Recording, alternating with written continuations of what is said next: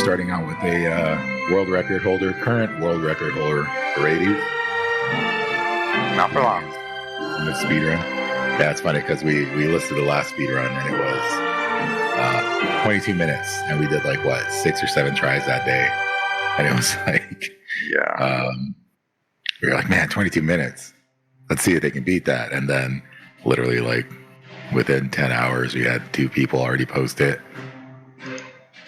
a beat, and then of course, you being Arades, you had to destroy it by 6 or 7 minutes. I had to keep trying, I mean, I am not going for the immediate speed run here. I want to check out the UI and everything first.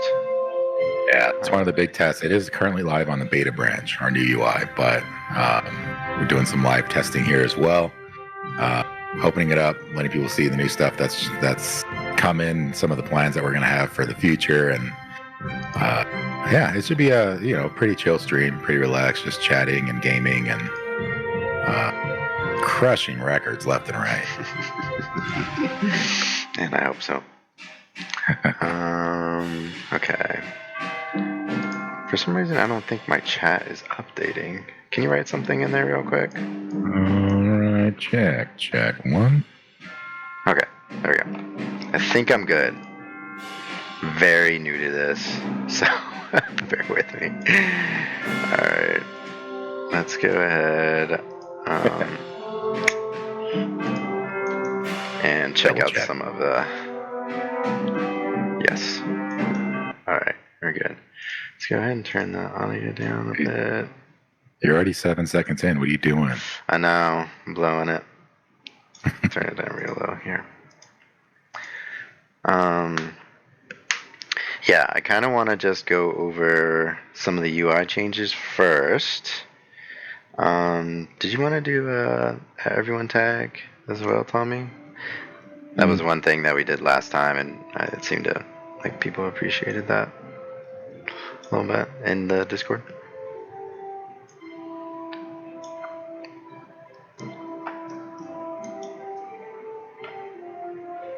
Alright.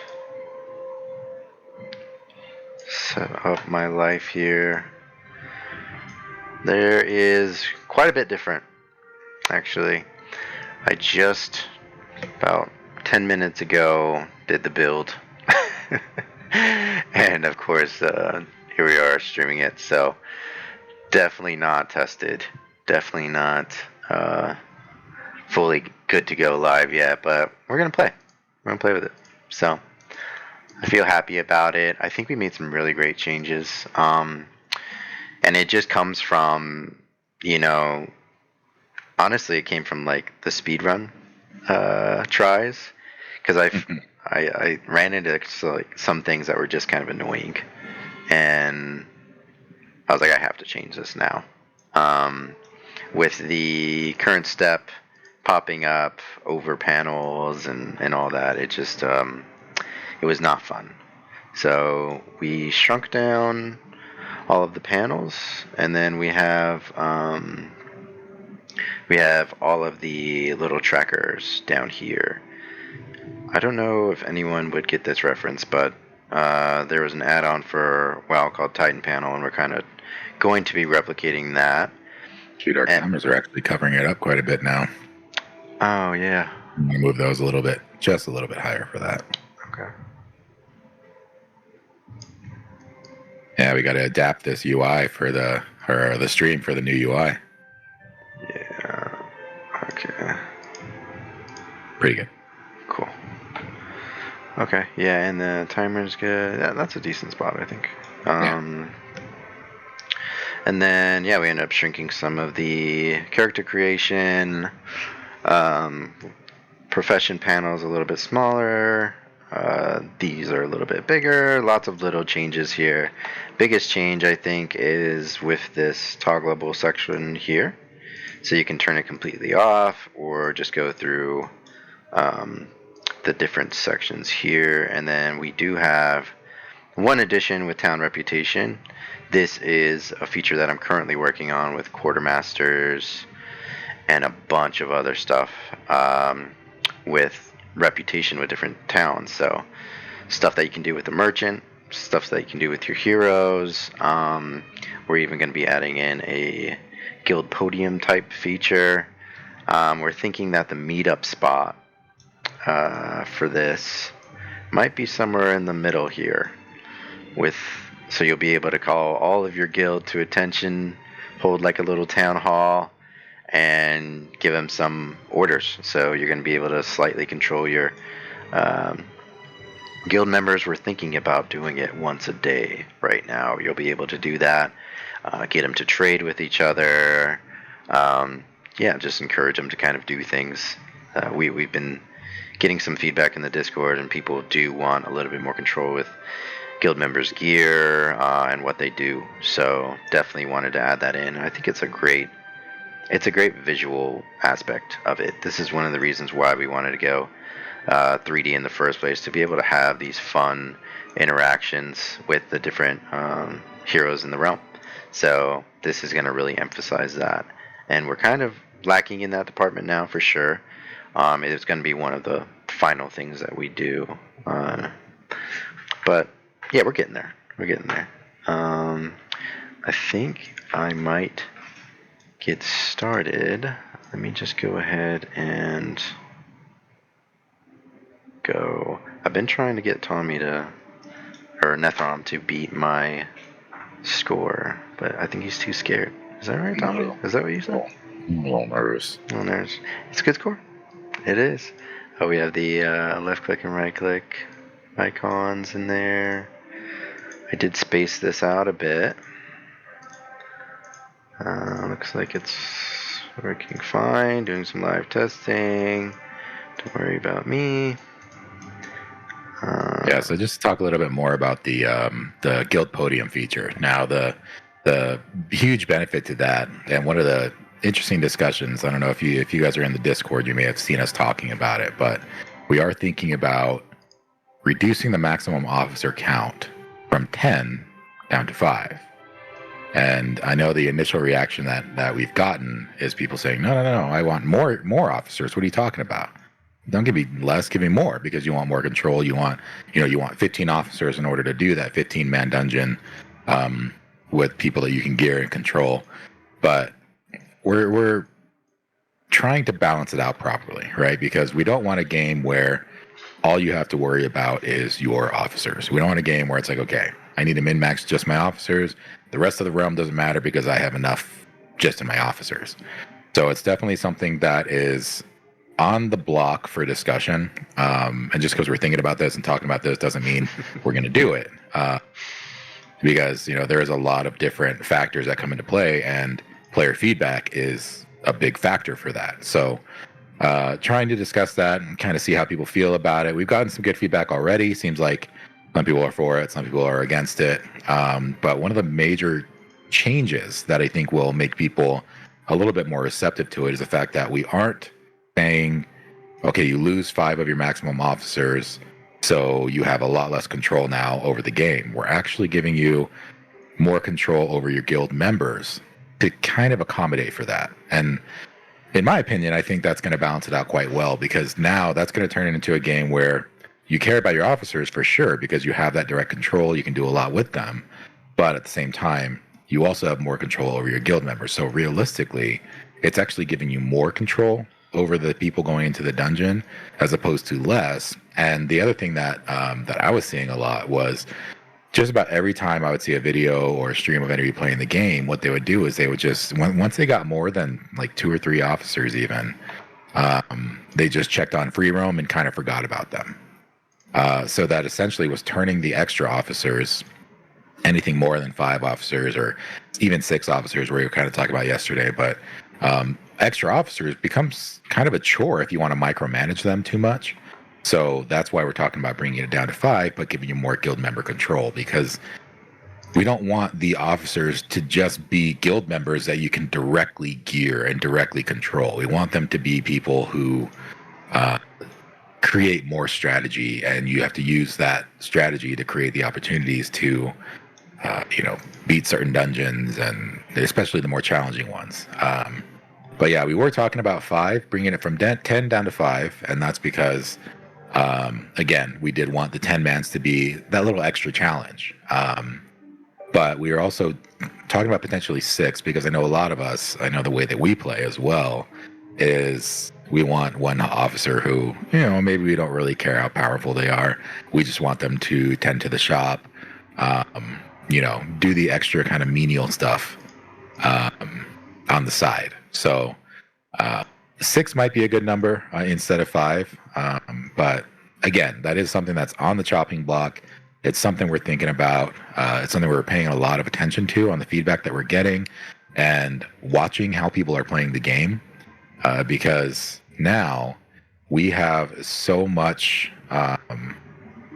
different options as far as how the game is played compared to what we used to have. We used to have 10 heroes or 10 officers, and that was about all you can do. You can't do anything with the guild members, but we are expanding that. We're increasing the control that you'll have over the rest of the realm, and we think it's going to balance out quite nicely, especially the guild podium. So a little bit more details on that. All right.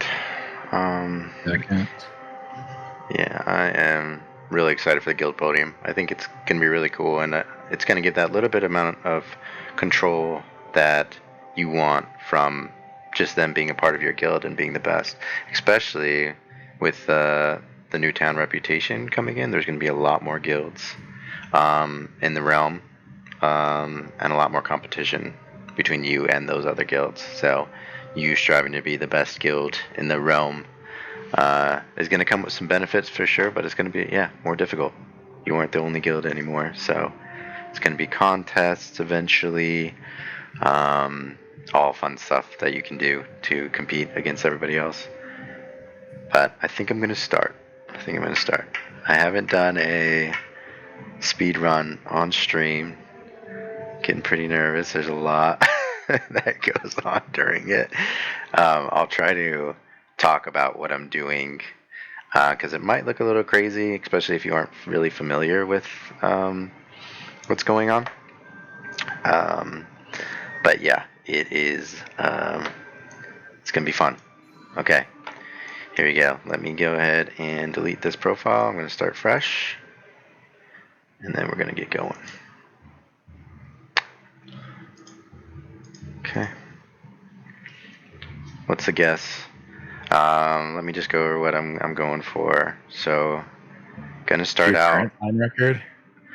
It's like 14. 14? I don't think I'm gonna get that the first try for sure. That was really insane. I'm gonna go. I believe. Let's go Scrapper first. Scrapper, then hopefully I get a Frenetic, and then I need a Deadeye. If I don't get a Frenetic, I have to get a Deadeye as my second officer. The main thing I have to do, so create the Frenetic, Explore, and then Shopkeep, and then Wolf Den. Then I can get kind of like some breathing room in for getting through the tutorial while he's running around. Sorry, there's a lot of stuff to remember, but okay. Let's do it. Yeah, if you want to focus on the speedrun, I have a lot that I can talk about. So yeah, one of the things that you were talking about that was really funny to me that you don't really think about unless you're doing a speedrun mindset where stacking the same kind of damage. Because if you have, he's talking about all the. I keep wanting to call you Joseph. I don't think it matters. Everybody knows who we are. But yeah, so you were talking about the 3 heroes that you want. And you want them to all be physical, because if you have one that's in there doing magic damage, they're going through the ward by themselves, whereas the rest of your heroes are going through the armor. So kind of a funny little thing. It really, really changes the mentality of your gaming when you have a situation where you have to think about so many different things all at once. And the speedrunning, I think, definitely makes it quite fun and interesting, because it really does change the way that you play. And we got so distracted. It was like 2 or 3 days that we were just talking about speedrun strategies. And of course, that led to the 14-minute time that you got, which, again, there's just so much strategy. And then there's the thing that I like about it is when you're speedrunning, you have to have a lot of knowledge of the game. You have to have a plan. You have to have knowledge. You have to know where you want to go, when you want to go there, who you want to go there with, even. But then you also need the skill in order to be able to execute all of that. You know, you use that skill to direct your people. Like right now, you put Chatham on gathering, and he's going to gather because in your head you have the knowledge, but you also have the skill to pull it off while you're also completing the tutorial, which we call it a tutorial, but realistically, it's kind of funny because it's not really a tutorial, right? Like, of course, when you're brand new to the game, you are meant to play through it, beat the tutorial, and you learn that way, which again, that's going to get reworked later on at some point. But also, there's such good rewards from that tutorial. So those are pretty crucial. So being able to blast through the tutorial at an appropriate speed is also super important. And that, of course, is the skill side of it. But then there's also the little bit of a luck factor in there as well. There's two things I can think of off the top of my head. And one is what kind of bait you're going to get. What kind of bait are you going to get from Graber? When you go to buy the bait, are you going to get the energy bait, which helps a lot? You can work around that if you don't get the right bait that he sells you, because that is randomized. The other bit of luck is your first Pendle. favor as well, which didn't work out right there. That's gonna be not really a good hard one to for get. sure. Okay. Yeah, and it's funny because the other kind of my other kind of favorite speedrun is Terraria, because it's kind of the same thing where you have to have the knowledge, you have to have the skill, but you also have to have a certain amount of luck that comes into play as far as what drops from what, and that's kind of the same situation here. And we honestly, it wasn't until literally like a week or two ago that we realized this would be a really fun game to speedrun. It was not something that we were thinking about. It's not something that was in the plan. And then, of course, we turned around and said, yeah, this is fun. We were doing some competitions without the timer being in the game.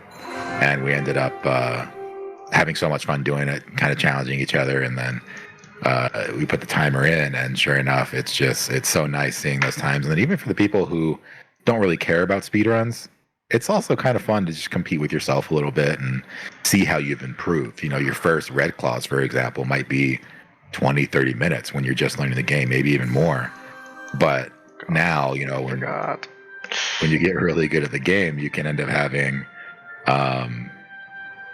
2-minute Red Claws. There's all kinds of different crazy things that can happen here. So it ended up being really interesting. We had a lot of fun with that. But yeah, some other luck factors. It's really funny because, what favor you get first, what Graber sells to you, what Hemdahl sells to you, and then are you going to get a traveling merchant? And if so, which one? I know that can be a really, really big impact. Is if you get a really good traveling merchant, and then you get lucky with that traveling merchant, and then you sell things to him, and you decide to roll the dice, and you can get extra percent of that sale. There's so many things that could be a luck factor that play into how your speedrun goes. So it really, really is turning out to be quite fun. And this is coming from someone who, I enjoy being decent at games, but I've never ever sped run anything. And now here I am, super into the times, and maybe it's just because I'm biased about the game. But yeah, so a little bit more on the podium. I saw Ultra Lasers asked about that and how it's going to contribute. But we have some pretty big plans for it. So essentially, we want to limit it because we don't want you to have full control over everybody in the realm, because this is an MMORPG simulator, and when you go into a 20-man raid or 40-man raid, anybody who's played an MMO with a large group of people knows it's prone to certain people who are just not able to function as well as you would hope they can. Trying to say that diplomatically, but the people who frustrate you, the people who they could brick the run, they could absolutely ruin everything, and their DPS is like half of what it should be or even less. And we do kind of want that to be a factor. We don't want it to be something where it's going to ruin your entire game because you got some horrible gamer in there and they're not doing anything useful at all. I know a guy. I know a guy very, very well.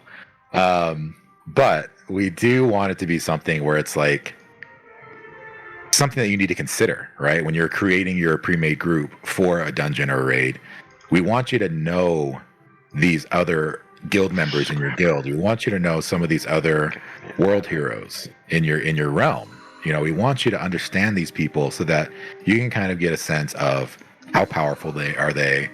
And what gear do they have? Are they performing well? You know, there's a lot of things that we want to consider, especially when we add in the hero talents. And I'll talk about that a little bit later, because that's going to be enormously impactful.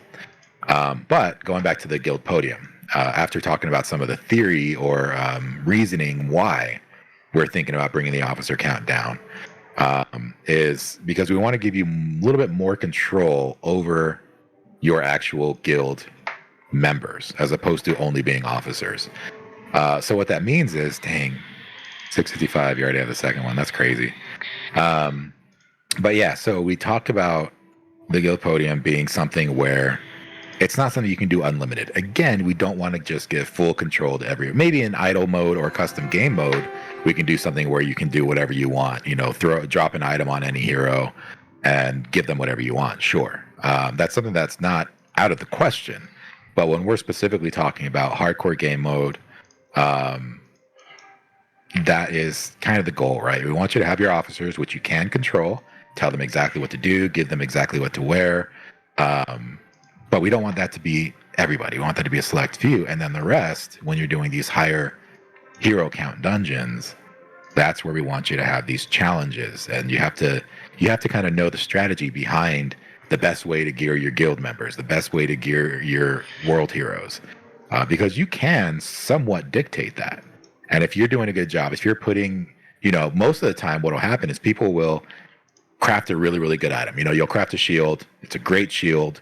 You're like, cool, I got it. You put it on an officer and you forget about it. You forget about shields. And it's like, well, part of the strategy that you should be doing there is crafting multiple shields. And if you get other good shields, what you want to do is you want to put one in the guild bank, put one on your store. What that means is a guild member will grab that shield and equip it, and a world hero can come and buy that shield from you and equip it. So that's the big deal about this realm management. We don't want it just to be a merchant game. We don't want it just to be a guild management game. We want you having to manage the entire realm. Of course, this is in the hardcore mode, the most difficult mode that's going to be there. So that's the main reason that we're thinking about reducing the officer, because we want to shift some of that control from those extra 4 or 5 officers into your guild members, so it includes them a little bit more, and then also have you thinking a little bit more about all the world heroes. Because right now, if some random world hero dies, you think, I don't know who that was, who cares? But we want you to kind of be bummed if somebody dies. So touching base on another really, really big change that's coming down the road is hero talents. So basically right now, if you look at the hero's abilities, they have 2 or 3, right? Nothing significant, nothing super noticeable. It's very basic, very simple. And what that means is we have a lot of room to grow there. So there's something that's constantly happening on the side where we are creating and adding new abilities. I don't want to be too specific right now, but basically every hero is going to have minimum of 8, but probably upwards of 16 to 20 to 30 even, potentially different skills or types of skills that you can choose. What do I mean by types of skills? So, for example, let's take the elemental. The elemental starts with incinerate and focus. 2 very basic skills. One does damage, one gives you mana. But what we're talking about doing right now is, instead of choosing incinerate right at the beginning, you get 3 different options. And you can choose one of those options when you have a talent point. So, and it's going to be a little bit more simple, right? So let's say, for example, fireball, frostbolt, and arcane bolt, you know, whatever. Those aren't official. That's just samples. What you're going to do with an officer, if you create an elemental, you're going to be able to choose which ability you want them to have. And that's going to be based on talent points. You're going to get talent points. And then once you have that ability, potentially you can add an extra skill. So let's say you choose firebolt and you add a point to that. Cool. Now your elemental has firebolt, but they acquired another skill point, or another talent point rather. What are you going to do with that? Are you going to add it into frostbolt? Are you going to add it into arcane bolt? Like, are you going to have more abilities, or you can add another point into Firebolt, make Firebolt just a little bit stronger. And then potentially, I mean, we kind of talked about it as well, but if you get Firebolt to rank 3, now it explodes when on impact. If you get Firebolt to rank 5, now it explodes and burns everybody on impact. So the more you level up certain abilities, that could potentially change how they work. But as you go down the row, once you reach level 6, 7, 8, whatever, on that elemental, it unlocks a new row of talents that you have access to. And you can add a point there. If anybody who's familiar with Diablo 2 will definitely understand that system. We haven't talked about anything like the synergies or anything yet, but possible for sure. Well, it's definitely a system that's under development. But the whole point of this being, once you get heroes that have these talent trees and you're starting to choose their abilities and you're really specifically strategizing, let's say, for example, that elemental you chose Frostbolt instead. It's going to do a little bit less damage, but it's also going to chill and slow the enemy. So now they're attacking slower. So it's super, super useful for utility in the group. And then, let's say at your next tier, you can choose, do you want an even stronger single target ability, or do you want an AoE ability, or do you want something that's going to buff your whole group? Decision making like that. And then you can even have, 1 point in this ability and they'll use it, but it's not going to be that strong. Who cares? It's still pretty good. So let's say, for example, the group buff is very useful even at level 1. Good strategy. Always add 1 point to that so that your elemental can always cast that ability. But you're going to have to sacrifice another rank to a different ability. And that's going to be kind of the fun strategy. And that's where the importance of guild members and realm heroes comes into play, because they're going to be AI controlled. So they're going to be choosing their own talent trees on their own. You're not going to be able to control that. You can only spec your officers the way you want them to be, which means the world heroes, if you look at a world hero and you say, okay, my elemental mage is going to be pure AoE DPS, but I also want an elemental mage that's focused on utility. So now what you're going to do is you're going to look through the elemental mages in the realm and you say, there you go, that hero. That mage has a really, really good spec. They went mostly utility. That's what I need. I want to recruit that mage into my guild. So you're going to be a little bit more invested in these world heroes and these guild members. So it's going to make a lot more impact as far as who you're inviting. Because if you're inviting some mage who's focused on, they're kind of all over the place. They didn't choose anything that makes any sense. They don't have a very succinct build. They're not going to be a great mage in your guild. So definitely a lot of things to consider there. And dude, you lost Fathom? Yeah. I didn't realize you were doing Speedruns. What's the time to beat exactly? Come on. I'm already past, I think. Oh, really? Yeah. It was like low 14. Oh my god. Oh. 1403, yeah. Oh my gosh, is it a wipe? Yeah, I think so. I didn't get any upgrades. I don't know, man. Doug Dags versus Cruella, he's got it. Oof. This is my non-officer, so he's got the only one. Oh, dude, it's scuffed. Oh my god. Yeah, that's a brick run, dude. Oof. Dang it. Yeah. Oh, lame. What is it, 15 or so? Dang. Yeah, that would have been a good run. I can improve it. There. Let's see. And there was no traveling merchant.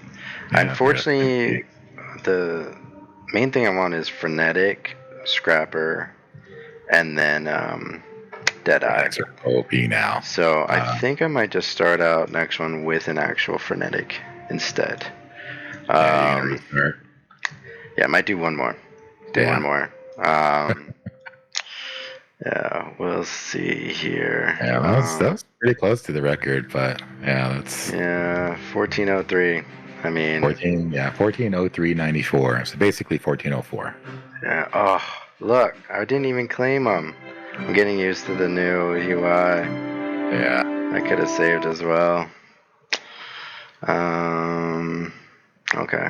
Yeah, let me remember. Okay. Going again. Ultra lasers, I like that direction. I found myself caring about the random heroes I encounter. Yeah, exactly. And that's what we want. And again, that's why we're thinking about reducing the officer count. I know I keep going back to that because that is something that I really, really want to hear a discussion around, because we can see it. I know actually Arades is leaning more toward keeping or growing the officer count. I'm definitely leaning toward reducing it, but we've discussed and we found benefits to both in pretty major ways. So, but yeah, so on the topic of those random heroes, and again, they matter very little in the current context of the game, and that's not something that we were fans of. We like the heroes being, you know, the world heroes, the realm heroes rather, and the guild heroes being quite important to you. We like them mattering in the sense that you really, really care who's out there and what's happening. So when they have those talent trees and they're speccing themselves, and that's going to make a huge impact on how useful they are. There's absolutely going to be heroes out there that are useless. They're pieces of garbage. They're the people you do not want in your guilds or in your runs, let alone in your guild. And we want that to exist. We do want that to exist. Not, you know, not every single hero, but the occasional. So if you see somebody walking around and their name's England, and you check their spec when they're level 10 or so, and the spec just makes no sense, in your head you think, wow, England is useless. Nothing he's spec'd into is good. He's doing 0 damage. He doesn't even have good CC. That's somebody that in your head, we want you to think, that guy needs to die somewhere. And then when he goes into a dungeon and he actually dies, and you get that pop-up notification, England has died from, you know, Phoenix or whatever ends up killing him, you kind of celebrate in your head. We want you happy about certain deaths. We want you sad about certain deaths. You know, we want those to be impactful. And right now, with the 10 officers, it's almost too easy to ignore the world heroes. And that's the big benefit. But again, going back to it, we didn't want to say, okay, we want you paying more attention, so we're going to remove these officers. We wanted to accommodate you, and that's what the guild podium is for. So how exactly is the guild podium going to work? Basically, what you're going to do is, you're thinking right now once a day, you can call a guild meeting. And essentially what that's going to do is it's going to make all of your guild members and your officers group up in one spot. And it's going to be probably around the fountain in Terrafell, and that's a good place for everybody to meet until we get Stonehaven in, which we'll talk about that a little bit later. But so they meet around the fountain, and we're going to give them Hearthstones. If anybody who's played WoW, what that means is it basically gives them the ability to teleport back home basically immediately. They're going to stop what they're doing and say, Guildmaster wants a meeting, so can't stop what they're doing, use the Hearthstone, go back home, get to the fountain, group up. So it's going to be kind of a cool little thing in terms of roleplay factor, where you're going to have your whole guild gathered together around the fountain, kind of staring at you like, what do you want? You know, they're going to be staring at you, waiting for you to give your command, which it's going to be kind of funny to see. But, you know, when you have the massive female ogre standing next to those tiny female dwarves, it's going to be really funny to see that. But just seeing your whole guild gathered up is going to be, I think, a cool feeling, kind of a little bit of a bonding feeling. But what you're going to be able to do there is, while you have them all at attention, you're going to be able to talk with them about, or, you know, give them commands, basically. During this guild meeting, there's going to be a few different things. Like, do you want them all to trade with each other? And what that means is they're going to all inspect each other's inventories, see what they can use, and, you know, see if there's something decent they can trade. Maybe they'll give some bro deals and, you know, good guild deals, and instead of giving the full value, it's like, here, yeah, I'll just take 10 gold, you know, whatever you got. And they'll trade it, and all of a sudden you see this shit. So if you have one really powerful hero and two really weak heroes, and they're all trading with each other, that could split. So now all of a sudden, two of your weaker guild members got a little bit stronger because he shared his gear with them. And then you're also going to be able to say, okay, everybody check the guild bank, you know, pay attention to what's in the guild bank. So if you wanted to, you can do this huge crafting session, get 10 really powerful shields, 10 really powerful swords, 10 really powerful pieces of armor, helmets, whatever you want to do, throw it all into the guild bank and call a guild meeting. And you say, everybody check the guild bank.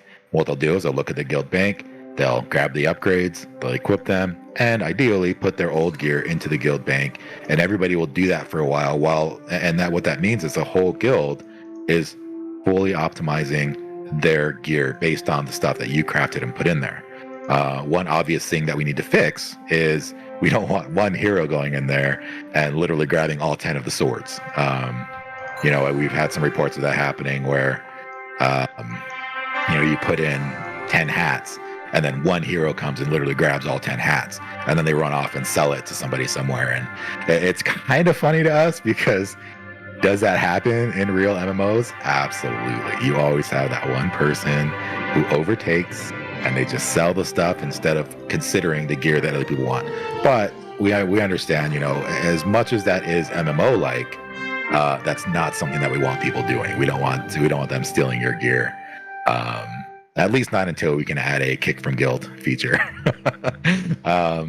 Maybe we will have a greedy trait, which there are traits coming to the game as well. Maybe I'll talk about that. We'll see. But yeah, so there's a lot to consider with the guild podium. Being able to call a full guild meeting and say, everybody look at the bank. I put some new stuff in there. And then you can say, hey, all you low level people, I want you all to go gather fur logs. All you mid range people, go farm Carapace Cove. All you higher level people, I want you guys to go start a raid for a Rite of Mourning. You can give these specific commands to specific chunks of your guild, and basically send them all at once. So mass send them out. This kind of goes hand in hand with one thing that Arades mentioned was, if you look in the bottom left, anybody who's very familiar will notice there's a new button there. It's the little flag, and that is a reputations button. So just to talk a little bit more about it, we were calling it quartermasters in the poll that we did, like a month and a half, 2 months ago or something like that. But it was called quartermasters. But we ended up expanding it quite a bit. So it is now reputations. And what it means is you have several different towns in the game right now. You have Terrafell, you have Eastmire, you have Zara, Kor, and Neri. So there's 5 different towns. And right now, they each have their own goods vendor, which, sure, that's kind of useful. Every now and then they'll sell some good things, they'll sell some good materials, what have you. But we wanted it to be a whole lot more. So what we are adding in, let me actually pull up a sheet here so I can give some very specific examples. Right. There it is. Okay. So what you're going to have is, as you unlock any town, you're going to have a specific rank with that town. You're going to start out, of course, at rank 1. At rank 1, you unlock the quartermaster. Very simple. Here's Eastmire. Here's a quartermaster. But this quartermaster has some very specific stuff that he sells. And you don't have access to everything that he sells right away. You have rank 1, so you only have 2-3 items that he can sell you. And maybe they're useful. Maybe you'll buy them. Cool. Very simple start. But then suddenly you look at rank 2. And rank 2 is going to unlock supply requests, which some of you may know that we took out and these are just kind of the plan so far, not necessarily final. So of course, subject to change, but just kind of going over some of the thoughts that we've had so far. Quartermaster is rank 2, you get supply requests. And again, anybody who has been playing has noticed that you can get a favor at level 1 that's like, give me 500 freaking rare crabs. And it's like, hold up, how am I supposed to do that? And we did like that because that's a really big goal to work on with really good rewards. And yeah, it's going to eat up all your crab supply and it's going to take you hours to get there potentially, but you can work toward it or you can cancel it. And we kind of liked the idea for a while, but we did start getting some feedback and people saying, it just feels like too much. And we actually kind of agreed because we saw some of them that got a little bit out of control. And so as far as favors go, now you'll notice, it was patched in already, but you'll notice that there is a lot less that's requested. I think the max is like, I don't know, like 30, 40-ish that you'll ever see. And it could still be a rare item. But there's a lot, the early favors are a lot more manageable. And we did that. And we were like, man, I kind of feel bad getting rid of those really, really big requests. So we said, okay, screw it. Let's just go ahead and add it to the reputation system. So now once you reach rank 2, you unlock supply requests, which is a whole town saying, hey, we need 1,000 crabs. And you're like, well, I don't know why they need it, but who am I to judge, right? So you have on the display, you'll see they need 1,000 crabs. You can commit a certain amount of crabs. So it's going to be different stages to it, where it's not like do 1,000 to get the reward. But let's say you do 250. You commit 250 crabs, you get the level 1 reward for that supply request. But you also see at 500, you get more of that level 1 reward, plus you get a level 2 reward. Cool. And then you look a little bit further and it's like, oh, if I get 750, I get even more of that rank 1 reward, more of that rank 2 reward, and now I get a very special rank 3 reward. Cool. You can stop there, you get all the rewards, or go all the way to max, get the full 1000, and now you get the maximum that you could of that rank 1, rank 2, and rank 3. But then you also, actually, I think we were talking about not adding an extra special reward on for max rank. So you can get all the rewards at level 3, but if you go to level 4 and do the full supply request before you commit it, then you'll just get a lot more of all of the rewards. So, and it could be materials, it could be gear, it could be whatever it is. So let's say, for example, the Eastmeyer rank 3 reward has a supply request of 800 crabs. So 2, 4, 6, 8, you get a special reward each one. But at the rank 3 reward, you get a very, very special mythic helmet where it has these really cool stats. But it's not set, right? It's not like you get a mythic helmet and it's going to roll when you acquire it. However, if you look at the max rank reward, now you get 3 mythic helmets that can roll. So chances are you're going to want to do that, right? Okay, so just 200 more of these crabs, and I can get 3 mythic helmets, and they'll all roll differently. So it makes it, it leaves it up to you, where it's like, oh, I just need some quick fish, so I'm just going to do the rank 1. I'm only going to commit 200, and then commit it. And then what it'll do is it'll refresh to a new supply request, and you can start working on that. Great. If you wanted to do that, you can do that. But if you look at the rank 3 and it's looking really promising, you want to get that, great. But I don't really care about getting more of that. I just want the one that you get from rank 3. So definitely a lot of choices to make there. You're going to be able to very clearly see what you're going to get from these different rank rewards. And another thing to consider is each town, well, maybe not necessarily each town, but most of these towns will probably have their own special currency that you can earn through doing different activities with that town, through that town, or for that town. So, for example, Zar. In Zar, there's going to be a currency called Zarian Silver. And what Zarian Silver is going to be used for is all kinds of different things. But there's also going to be special crafting in each town. So once you unlock, let's see, I think it's rank 3. But either way, you unlock rank 3 in that town. Now, all of a sudden, you have that special Zarian Silver crafting. We probably call it reputation crafting or rep crafting, whatever. So now you have just a very select few recipes that are very specific to that town that require the currency that you acquire through that town. And you can craft basically as many as you want as long as you have the currency to support it. So that's going to be kind of a more simple one, but it's going to be potentially a lot more rewarding. And basically each town is going to have kind of its own theme. Terrafell is going to be kind of a general trading theme. So it could be similar to Hemdall, where he just has kind of a random assortment of stuff. That's going to probably be the main theme of Terrafell. Eastmeyer is going to be a fishing themed town. Zar is going to be, of course, based around Zarian Silver. Core is going to be based around the Amra fruit, however you pronounce it. Which a lot more details on that when we launch it. And then, of course, Neri is going to be very heavily focused on military things. And along with Neri, hold on, actually, I want to watch this run. Ooh, England's already down, dude. Dude, didn't use one smoke bomb on him. Oh my god. There's a smoke bomb. Wow. Yeah. England dies so fast. Another death. Well, I got super unlucky with Elemental. Honestly, after I saw Elemental, I should have just probably restarted there, because there's like no way with the split DPS. Split damage is rough. Yeah, and that's the cool thing is mages do a lot of damage. Close, though. I've been close. Yeah. England didn't just insta die. Oh, I'm getting so unlucky. Oh my gosh. Yeah, that's crazy. Yeah, that's a good example. Just because of the heroes that you got in the realm, again, like he said, if he saw that and he said, this is basically a bricked run because his officer, his non-officer was an elemental.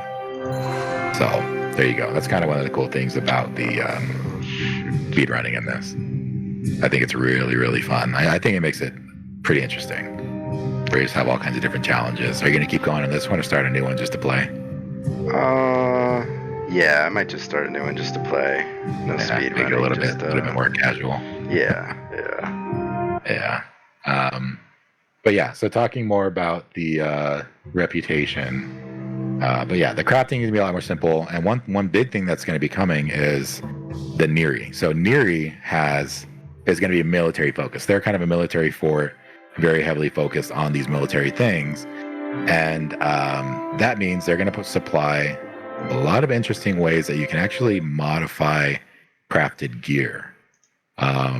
Any fans of Path of Exile will already kind of have an idea of what we're talking about here, where right now there's a few different factors that you can very heavily impact on gear. So you craft a piece of gear, it rolls two combat stats, 2 utility stats, right? What that means is you have a lot of varying factors. So you could get a roll where it's like, okay, what you're looking for is ferocity and crit chance. What you got was ability power and cast speed. Now, right now in the game, basically that means it's useless to you. You don't want to use it. You don't want to put that on a frenetic warrior or anything like that. So what we're going to give you is a certain way to craft where you use a currency that you gather to actually modify and reforge that crafted item. So we'll probably have one that reforges primary, one that reforges secondary, maybe, and then one that potentially increases the quality of an item. So there's definitely a lot of different options that we can add there. And again, I mean, I think we'll most likely keep expanding on that, making different ways to modify gear, to upgrade gear, to where, you know, you do one good craft, it's really powerful, great. Is that the end of it, really? Like, I can't do anything else with that, it's just done? We kind of didn't like that. We want you to be able to do more in order to min-max. And so quick sidebar, why would you care about min-maxing? One of my most excited upcoming features is the endgame portal. I'm not going to give too many details on it, but basically it's going to be a great reason to actually min-max. There's going to be a lot that you can do in order to continuously grow the power of your heroes up to a certain extent. Of course, we have talked a lot about making this game endless, literally endless, to where you can forever, ever climb. And so instead of like, you know, you reach the portal floor 100 and you're done, or can you reach 100, 500, 1,000, 12,000, as long as you continue to grow in power. And you know, we're not necessarily throwing either idea off the table or making either idea the main and only idea. But for now, we do want the game to be beatable. With that said, fully beating the game is going to consist of probably hundreds of hours. So it's something that is very, very designed for the psychopaths, the ones who really, really want to reach max everything. They want to finish everything. They want to be done with everything. They want to do everything you possibly can in the game. And there are people out there like that.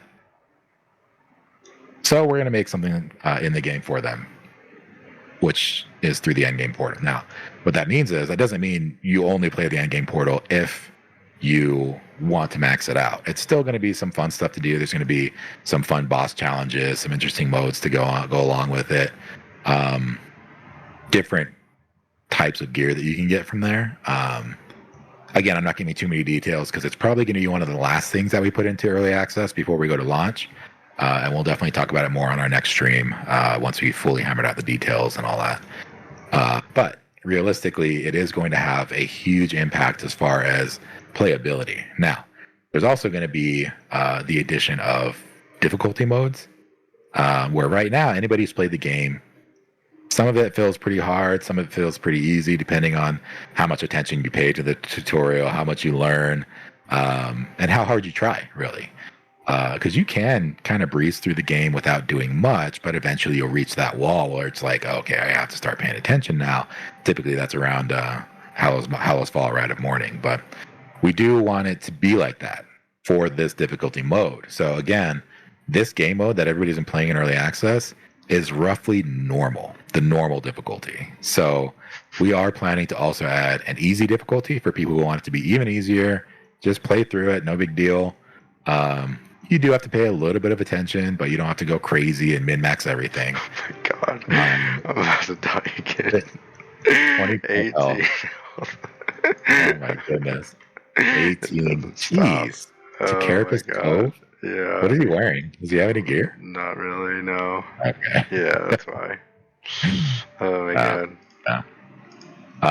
But yeah, so we want that normal mode, easy mode, and hard mode. We want the hard mode, of course, for the people who really want to try.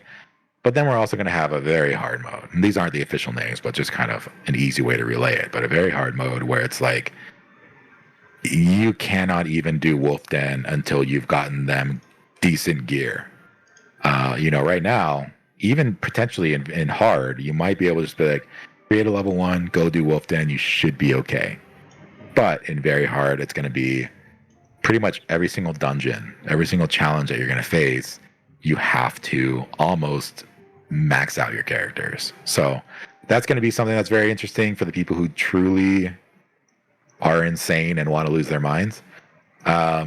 But realistically, we want to include something for everybody, really, and that's why basically no feedback is off the table. And that's actually the idle mode is an interesting conversation there because that's based on feedback where it's like it's kind of tedious to run around, and there are certain players who are like running around on the merchant is too much, and we're like, okay, we'll add a game mode that just removes the merchant. Call it idle mode. There you go. Kind of interesting. There's going to be some interesting changes that come along with idle mode as well, but yeah, lots to come for basically every type of gamer out there. Now, getting back to the reputations, we also have, so after you unlock the special crafting, you're going to unlock a very specific adventure with that town. That's of course, it's going to be one very big adventure, and the story is going to be based around that town, the problems they're going through, things they need help with. And kind of interestingly, we're talking about making it not an adventure that you send your hero on, but an adventure that you go on as the merchant himself. So that basically means there's going to be a quest where, let's say you unlock Eastmire, you get to the adventure and you go there and they're having trouble with, I'm not going to say because it's going to be spoilers, but they're having trouble with something. And you say, okay, I'll help. And it's something simple, it's not going to be combat based, but it's going to be story based. Maybe people like the story, maybe they don't. That's totally fine too. You can skip all the story that you want, but then you eventually, you do have to do the objective still. But we want it to be quite rewarding, not only in terms of gold, maybe items, but also the special currency for those towns, since every town's going to have a currency. Now, so, let's say the town says, hey, we need this. Can you please go and get this for us? You're the only person that we trust to do it, whatever. So you actually have to run to that location as the merchant, collect it, go back and drop it off. And there's also going to be escort quests, which I know anybody who's played an MMO hates the idea, but it's not going to be some very slowly walk with this guy and keep him alive. But if he gets looked at the wrong ways and a kill over dead, it's not going to be anything annoying like that. Basically, it's going to be this person needs to be escorted somewhere safely. So you as a merchant, you can run at your own pace. They'll follow you at your own pace and, bring them from one place to another and then potentially back home safely. And anybody who has run around as a merchant knows that if you get too close to an enemy, they'll charge you and they'll hit you and they'll knock you down. And if you get hit 3 times right now, and this could change, but if you get 3 times, you'll get knocked out and you'll get sent back to your your storefront. And what that means is you have failed the escort and you probably have to restart it. So you got to be a little bit more careful. There's some threats that you got to get by, dodge and weave, take the guy where he needs to go, and then bring them right back home. And make sure you claim that Carapace Cove. Yeah. But yeah, there's definitely a lot of different ideas that we can throw into this adventure. And, it's a fun opportunity to write some fun quests, some interesting quests, get you a little bit more acquainted with the towns, what's going on there, who's living there, what kind of dangers are they facing, and kind of a little bit more brings you into the world, which we definitely like that. And we know a lot of people don't. I was playing a New World the other day, and I realized I was literally just spamming through every possible thing, having fun playing the game, but I just didn't care about the story. And we know some people do that, and probably most people do that. So you're going to be able to skip it, but you still have to get through the objectives, get some good rewards, get some good currency, get some good gold. And, it's just kind of an extra thing to unlock. But then we have, once you unlock the next rank, which again, the rank's not necessarily in order, but this is what we have written down. Then we're going to unlock daily quests. And again, anybody who's played MMOs is like, daily quests, the worst thing in the world. But we are also not going to make that something that is required or necessary or even tedious. So, for example, it's just going to basically unlock somebody in the town who has an issue, needs something done, you do it for them, and then you turn it in. Very simple kind of rotation, but you're going to be able to see what they need, what they want, and turn it in all from the reputations tab. So it's not necessarily something that's going to be tedious, totally optional. And again, by daily, we don't mean real life days. We mean in-game days. So whenever I'm talking in-game, or whenever I'm talking about time frames, I'm talking about in-game, because we don't want to do anything that's like, I got to log in every single day to get this, to make sure I'm efficient with this. Like, no, you just got to play the game on your own time.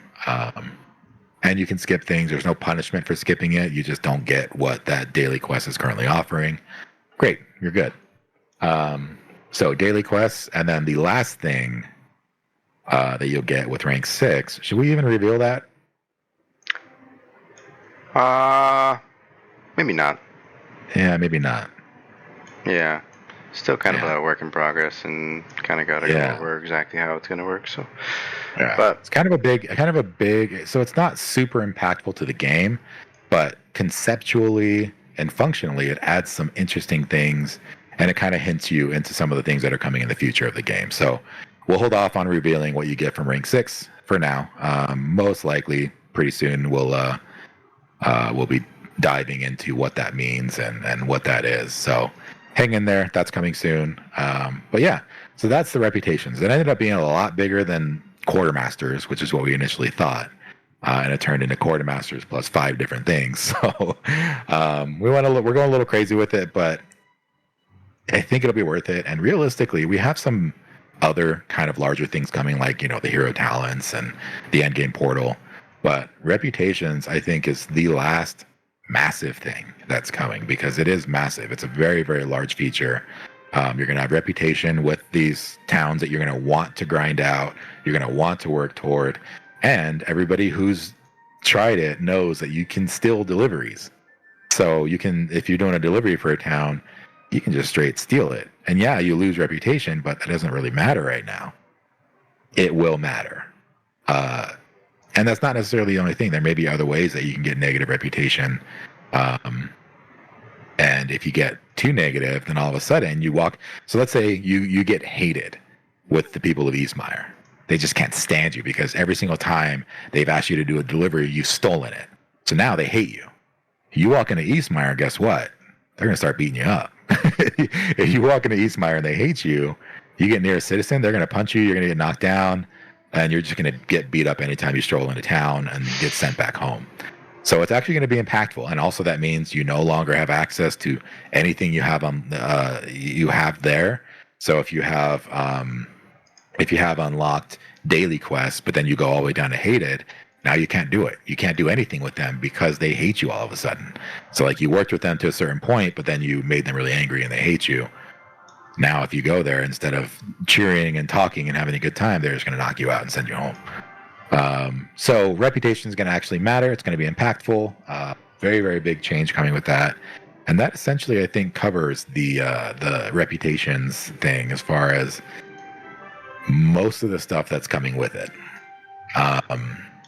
It is a lot. So this will be some time. And that's why Arades, he's working so much on the UI right now, because we did want to get that out quickly. And one thing to keep in mind, yes, this is all pretty new looking UI. You can clean up your screen a whole lot more by just minimizing things. It's a lot more succinct. They all work together a little bit better. The sizes are better where you don't have things overlapping things all over the place. This is a pretty big cleanup of the UI, but this is not the visual update of the UI. This is all in preparation for the visual update of the UI, because we do still have that coming, but we're really just trying to get everything laid out in a way that close to, not necessarily exactly how, but close to how we're going to have it when we do get those new assets all completed and we start plugging those in, so people are a little bit more used to it. Because we do want the visual update to be a big deal, but we didn't want it to be like, I have no idea where anything is now. So we're trying to get things more in place on where we expect them to be with the new assets. But there is still some visual updates and enhancements coming to the UI as well. And they are, I mean, anybody who's seen the sample picture has seen they are quite impressively different. I really like the look of them.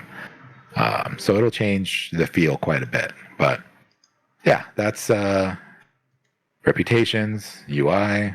We talked about a little bit about hero talents. I think we talked enough about hero talents. Endgame portal. I kind of do want to talk about it, but I don't think you and I have even fully discussed that. We have for a couple of years now, but it's always off and on. Yeah. You know, the game evolves so much as we kind of go along. So it's definitely one of those things that like, oh, this would be cool, but let's wait to finalize it until we're there. Yeah, we don't want to fully develop something and then we end up not doing it. So it definitely is something where, and actually, so what I mean is I actually have a document where I did write out basically a cool idea for the full plan of the endgame portal. I don't think that's what we've talked about yet. But again, that's because that's not what we do, right? So what we do is a good example is that anybody who's seen the roadmap feature, if you look at the bottom, there's those tabs, and one of them is feature request. I think it's called feature request. But basically, it's a spot for you to look and see what people have recommended, and potentially, you give your own recommendation. Yeah, feature request. You can give your own recommendation. We'll write it down. We'll put it on that list, and then potentially put it in. Maybe not, right? But writing it down, thinking about it, and then even if we get a good idea, that's a pretty good baseline of an idea. We'll think about it a little bit more, potentially adapt it to the game, and then put it in anyway. So we're not kidding when we say we love this feedback, we love the conversation, because it really does impact a lot of the things that we're doing on the game. We're introducing a whole different game mode just because I think it was only like 2 or 3 people who said running around the merchant is too tedious, and we're like, okay, sure. We don't see a reason not to add these multiple game modes for these multiple different types of gamers. Even the people who want that super idle, almost mobile feeling game where it's like, let's just tap something and let them go do it. Sure, here you go. And that's because we realize this game is so insanely adaptable. You can change so much, you can add so much, and it takes very little effort compared to what it would take in most other games, right? Like if you think about like the endgame portal is a good example. If they wanted to add something like that to World of Warcraft, Final Fantasy XIV, even New World, whatever it is, if they wanted to add that to an MMO, that's going to take months and months of work, months and months of quality assurance and testing and balancing. But we have this great opportunity with the way that this game's been coded from the ground up, where adding in something like that, instead of being months and months, potentially a year plus, it's weeks of time. And that makes it so that anytime we hear something, we don't think, oh, that's way too big to do. We think that would be cool. How can we make it work for this game? So I think that's what's allowing us to get somewhere that we feel is pretty unique and pretty fun to play, and gives us a lot of opportunity to get creative, and in some cases even get weird with it.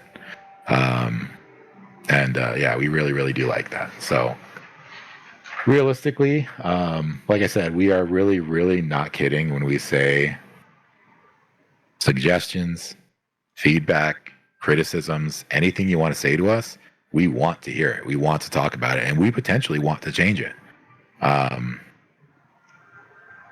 So definitely something to keep in mind if you're hearing this, if you're playing the game, even if you're not playing the game. If you're looking at the game and saying, this would be a cool game, and I would get it and play it if it had this. Come in and talk to us. Let us know what you'd want to see, what you'd want to hear, what you'd want to do in this game, and we'd most likely be pretty excited to add it in ourselves, because I mean, I don't think there's been a single idea where we were like, oh, that's so dumb. There's no way we're adding that. It's always been, oh, that could be interesting, or that could be cool. And then we'll think about it, we'll add it to a list. And then, again, we don't sit there and fully develop it for weeks. We think, okay, cool. And then once we get to that feature is when we really, really fully plan it out, adapt everything, add in the data that it needs, and then we kind of progress from there. And yeah, one thing, just kind of a quick addition as well, as far as why we also want to bring the hero count down, is because, you know, we initially thought, well, we could just bring it up to 15 and then they can just do the raid with only the heroes. But then you remember, we're planning to add 20-man raids, 30-man raids, 40-man raids. They're not in there yet because we actually are going to be doing a whole new UI for it where in order to actually see the full battle, you have to pull up this extra UI, because obviously with our current UI for watching a fight, you can't fit 40 heroes in there, let alone all the monsters that they have to be fighting, potentially up to like, 80, 100 monsters at a time they might be fighting. So there's a lot of stuff that's going to be happening in these crazy raids. So that's why they're not in yet. Small spoiler alert, but we do have I think it's a 25-man to be planned on Shimmering Isles. Anybody who has played the game and looked around on the camera, if you start at Eastmire and you go straight down south, you can actually see the Shimmering Isles are there. There's two different themes there. I'm not gonna say what they are in case you want to preserve that and wait for it to be a surprise. But there's two different races not different races, but different themed races. There are groups of people there that you can actually see their little towns right now in the game. If you load up, you go to Eastmire, you go straight south, and you look around a little bit, you can find them.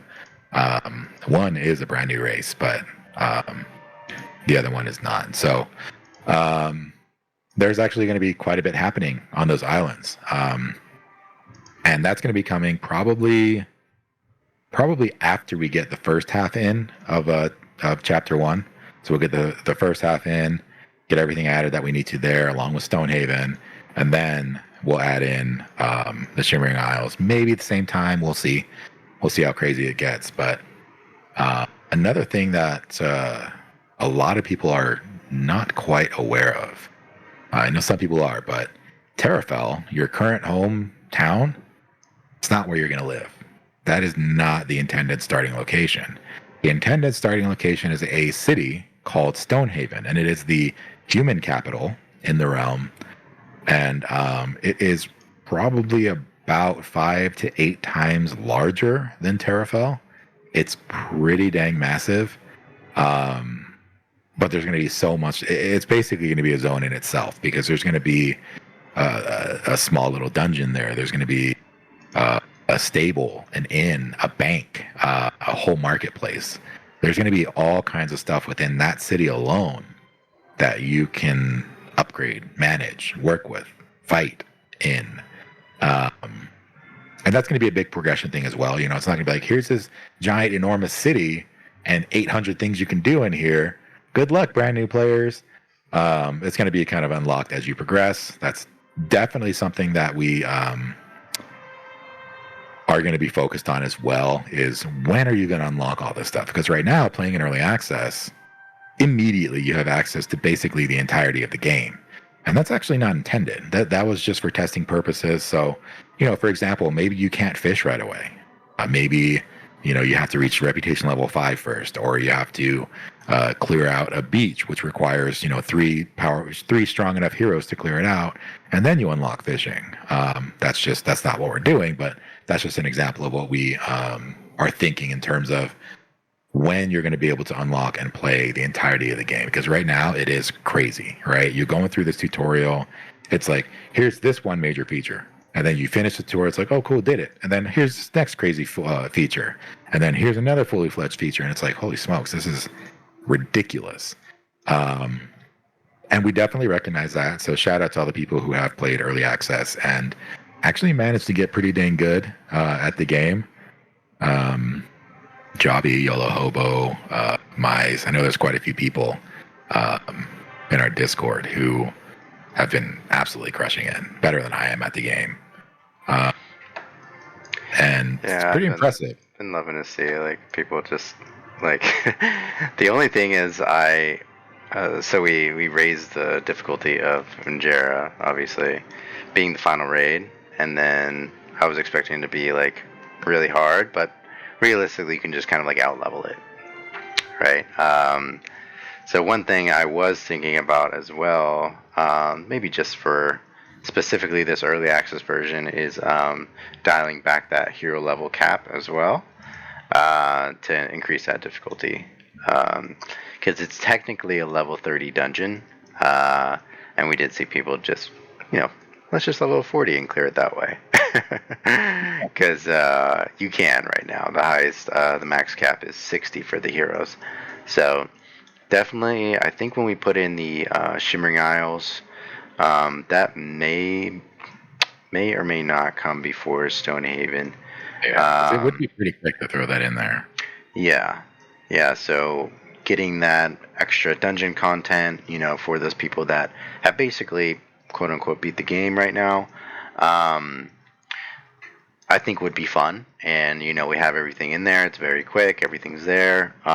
So we may go ahead and just push that, and then also dial back that hero level cap to make it so one, you need to rank up your dungeons, you need to rank up your crafts, you need to do these things in order to actually clear this content, have the best heroes, composition matters, So definitely adding that challenge back in rather than, oh, I just out leveled it. Now I can send all my elementals in and, destroy it. So that should be coming sooner than later, for sure. Yeah, and the level cap. So just to be clear, there is intended to be a level cap on the merchant, on the heroes, as you play the game. Now, that doesn't mean once you reach level 100 on your merchant, there's nothing left to do. But there is definitely meant to be certain caps. We just haven't really honed in on exactly where we want that to be, what we want it to be. Very likely the heroes will cap out at 60. And right now, you might be thinking, well, that's not very high, but the XP gain is slightly accelerated for early access. So right now, by the time you get to Unjera, you're about level 30 or so, or you're expected to be, right? But you're doing that in only half of Chapter 1. So realistically, once you get the first half of Chapter 1, which again starts at Stonehaven, and there's all kinds of other dungeons and stuff to do there, but once that happens, you're still going to be approximately level 30 or so by the time you reach Unjera. It still cracks me up when Braun is just sleep floating. Yeah, a magic blacksmith that likes to sleep in the air. Hey, he makes some good stuff. I think he's the only one that really plops down and sleeps, huh? Yeah, he is. He's a tired little guy.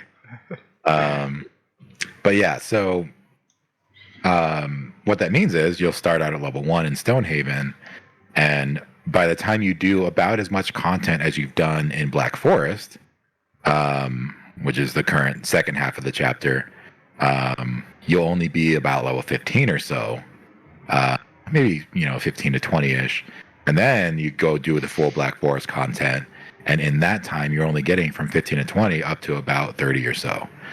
So the XP is going to be slowed down. It is accelerated right now for the content that you're doing, just to get you to the right levels that you need to be. But of course, that's going to change. And then realistically, we have really planned out the following 3 chapters, and pretty decently planned out the following, I think 8 more chapters or something like that. I don't know. I don't want to talk about it because it's a lot. But yeah, so leveling will slow down, but it's not going to be anything where it's like, I got to get my heroes to, from level 43 to 45, and it's going to take me several hours.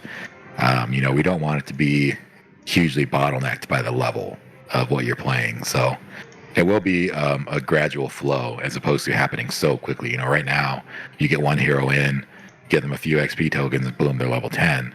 Obviously, that is intended for now, but once we rebalance the XP and how those gains work, it is going to be quite different. when we add in the first half of chapter 1, which is called the Hearth. The whole area is called the Hearth, and then the second half, the whole area is called the Black Forest. So I actually don't think that really is talked about in the game very much. Yeah, we have names for every zone. Yeah, we have names for every zone, believe it or not. But And once we get the kingdom region is map, basically the world. yeah, the kingdom's the world. And then, once we get in some of the updates to the region map that we have planned, those will be a lot more present. Basically being able to track all your progress in each individual zone. And being able to select discoveries, for example. We want you to be able to open your region map and easily see, I've discovered 8 out of 11 possible discoveries in this place. So, you want to keep exploring to try and get all those remaining discoveries, because discoveries are going to unlock some things. You're going to have some cool finds, some good gear, interesting permanent unlocks. There's all kinds of cool things that will come with discoveries. And of course, the region map is going to be the way to track all of that. So updates coming there, and you'll be able to see the names, and the world will be a little bit more fleshed out and full. Once we reach that launch point of the game, there's going to be quite a bit more in terms of intrigue and things that you can be interested in. So definitely a lot coming in that respect. See if there's anything specific I want to talk about right now. Yeah, I was going to start doing some tufa hunting. Looks like I am in the beta, so there's some errors that I've been running into, but definitely good noting all of these. Cast button, crash notes 30. Yeah, so maybe we talk about tufa a little bit, because I know a lot of people have asked, like, what is this rock? And that's kind of the idea, right? We wanted to add it in a little bit early, just to be like, there's something coming. I don't want to say the character, but if you look now, Arades is looking at a specific location, and there will be somebody there who is very, very interested in tufa. And why he's interested in tufa is yet to be determined, yet to be revealed. You don't know yet. We know, but we're not going to say, because it is very lore heavy stuff. But basically, long story short, think of favors that only require tufa to turn in. That's essentially what tufa will be. Now, there may be several other uses for it, but along with that, the favors are actually going to get some different stuff added as well. So right now you get, I think it's gold, and then you get star coins, and then you get, I think, the scrolls right now, mostly, for turning in favors. But we do want each favor to have kind of a unique third reward. So you can always have the gold, and then you can always have the star tokens. But we also want, so for example, if you turn to Braun, he'll give you something special. Like right now, Collector Jones gives you the option to choose mass XP from his favors, and that's a good thing from Collector Jones. But we want each one to have something kind of a little bit more special, a little bit more unique, so that potentially the way that you're playing your game, you will favor certain favors. You have a preference as far as what you want to turn in. Yeah, I was gonna see if any have came up, so I could go and collect it. Because that's part of like the fun with this game too, is you can kind of hunt to see that there's going to be not only tufa, but there's going to be other things that are collectible by the merchant, and you can kind of plan out your route, scope it out before you run out into the dangerous wilderness and go and try to retrieve your loot. So that's probably one of my favorite parts. I love running around with a big guy. He's awesome. Pretty fast for a big fella. He's agile. Yeah, and I mean, some people have already found out that there are some pretty silly jumps that you can do. My favorite will forever be the quarry at Czar, because there's these nice tall walls and there's ladders everywhere, but you're basically this super agile giant merchant guy. So you can actually run up there and you can jump up those walls. And it looks kind of silly and it does kind of, it's like, how is he able to do this? And we were like, should we fix it? It's like, probably not. I think it's kind of funny being able to do those ridiculous jumps. Yeah, I think it's okay to kind of let that be some fun, silly thing that people can do. And you can jump through just like most things. You can just jump right through them. And it's like, I don't think we're too worried about fixing those kinds of things.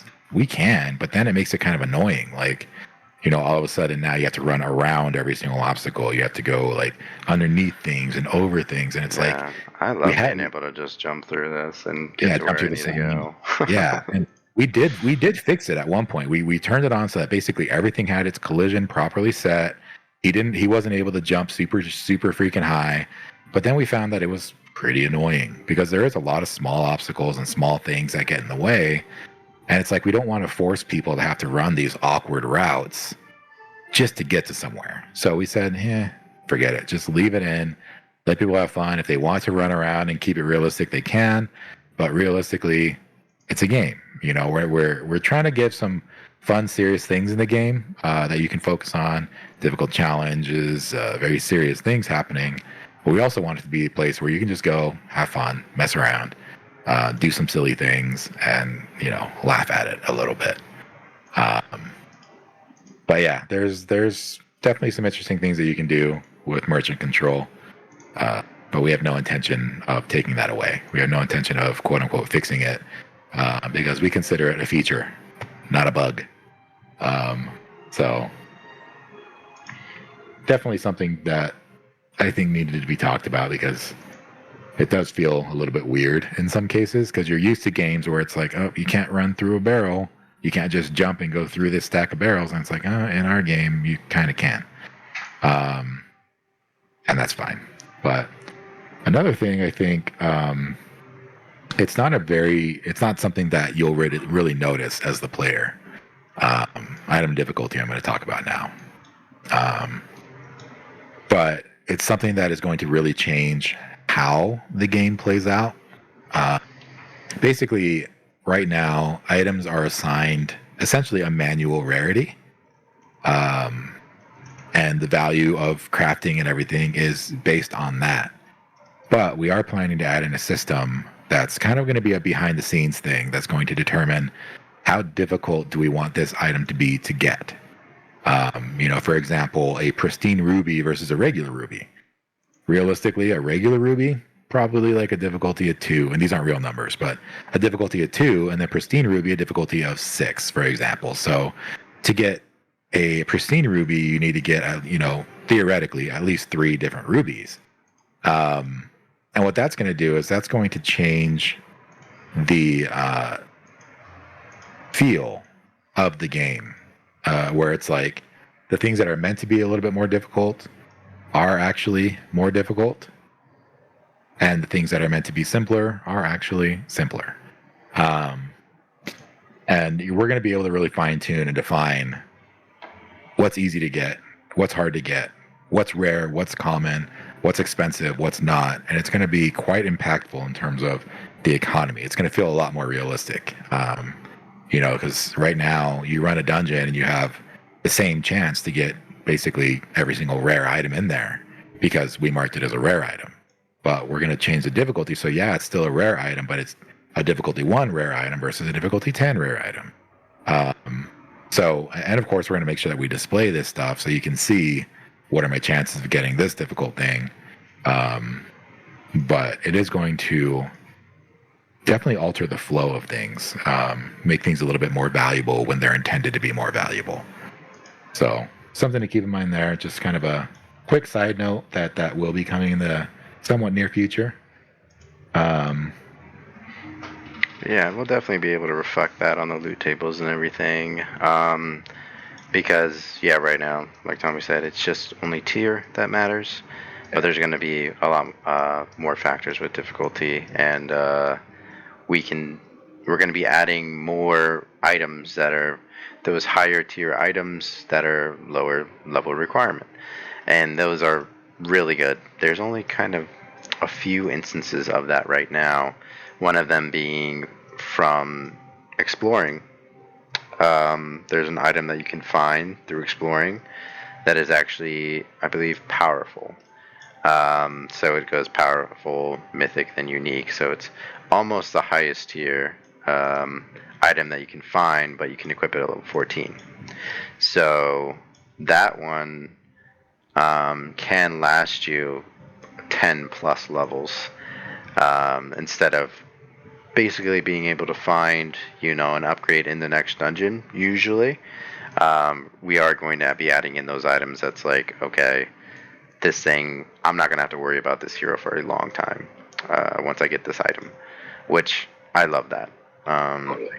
Yeah, getting those BOE blues and WoW, and you're like, oh my gosh, I'm good forever, feeling. So yeah, we definitely want to bring that to this, and yeah, we've just kind of been saving that and like most of like the fun data stuff till the end. We were talking about rare enemies popping up in dungeons, kind of like a loot goblin in D3 was when that first came on. Yeah, I'm actually super excited for that. I think it's going to be so cool because it's going to allow us a really interesting opportunity for some really good drops, and it actually gives more excitement to watching these dungeon fights.